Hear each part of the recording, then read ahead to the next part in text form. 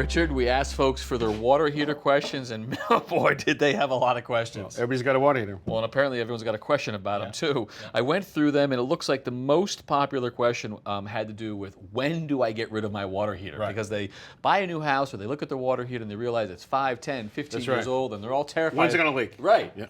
So a couple of different types of common water heaters in America in the tank type variety. One's electric. It has a cover plate here and here to cover over the electrical elements that stick into the water. A gas water heater has a gas valve right here with a flue pipe right here. On any of these tanks, though, there's a rating plate.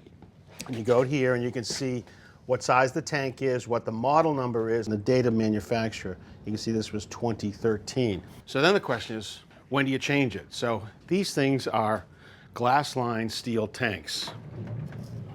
Oh, And they're going to fail, usually, 7, 10, 12 years. Right. So you get to that 10 or 12-year period, you got to say, okay, how much risk do I want? And the other thing is, many people contemplate going to a different type of method, like a tankless or instantaneous water heater. Right. In this case, there is no big storage tank. Right. It sort of heats it up instantaneously. Right. So with that, if you're going to have a water heater that leaks and all of a sudden it's flooding your basement, you're not going to slow down to take the time to change it to this thing, because the tankless needs bigger gas piping and it's a lot more work. You're just going to change that water heater, so you'd be locked into the same cycle. So a part of it is sort of, how risk averse you are and where is it, right? Yeah. Because in my house, it's a concrete floor and That's an right. unfinished basement. That's right. I don't want it to leak, That's but that'll right. be okay. Right. Someone has it upstairs on the first floor. It can cause total catastrophe in a house. Okay, let's talk about extending the life, because people are probably not going to want to pay to change it if they don't have to, but would like to keep it going. Well, this glass-lined steel tank, it used to have a glass lining in here that was perfect, and it used to have a rod right here called an anode rod. This is a sacrificial rod made out of magnesium or aluminum, and it might have looked like this at one time. And that sits down inside right here, and it becomes the sacrificial piece that the aggressive water wants to eat. So it will eat this, turning Instead of the this into glass-lined that steel tank. instead of that right Right. there, and that can So, extend the life. So this thing can be replaced. So they're made so that it can be bent and put in.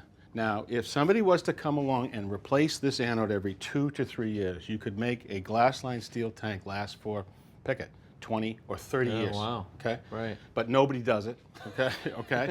And what happens also is you might want to change the anode rod, but if you don't change it in the first 2 or 3 years of its operating life, this might fuse in here where you can't even get it out of the top of the tank. I gotcha. Okay? But this is something interesting. You could make a tank last a long time. I think there's I don't know if it's a rumor or a myth, you tell us, this idea that if I periodically drain the hot water heater, that will extend its life too. Is that true? Well, a water heater is a perfect collector of calcium and magnesium, and so it can sit right down in the bottom right here. Apparently. So a couple of tips. Every water heater has a drain at the bottom. So if you were going to drain it down, what I would do is I would turn the water off, open up the drain.